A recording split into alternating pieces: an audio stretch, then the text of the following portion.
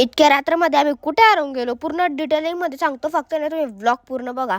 हां, तर आज आपल्या व्लॉगची सुरुवात आहे डायरेक्ट आपल्या नंदुरबारच्या स्टेशनवर, कारण की आज आपल्याला जायचं होतं डायरेक्ट मुंबईला. कारण की आता माझ्या काकांचं काहीतरी गणपतीचं काम होतं भाऊ, म्हणून आम्ही गेलो होतो मुंबईला. आणि तुम्हाला जर माहिती असेल की मुंबईला जाताच स्टेशन बदलावे लागतं इकडून तिकडं, आणि मुंबईचे गल्ल्या म्हणजे बाप, नंदुरबार एवढं तर एकच गली तिथं, म्हणून जरा स्टेशन बदलून आम्ही पोहोचून गेलो डायरेक्ट एक जिथं आम्हाला जायचं होतं तिथं चाय वगैरे पिऊन आम्ही शोधायला लावून गेलो रूम. आता रूम काय तुम्हाला मी इतका दाखवते की मध्ये काय आहे, आणि जर तुम्हाला बघायचं असेल तर इंस्टाग्रामवर जाऊन बघून घ्या. आणि मग आम्ही चाललो गेलो गणपतीचं माहेरघर म्हणजेच पेनला.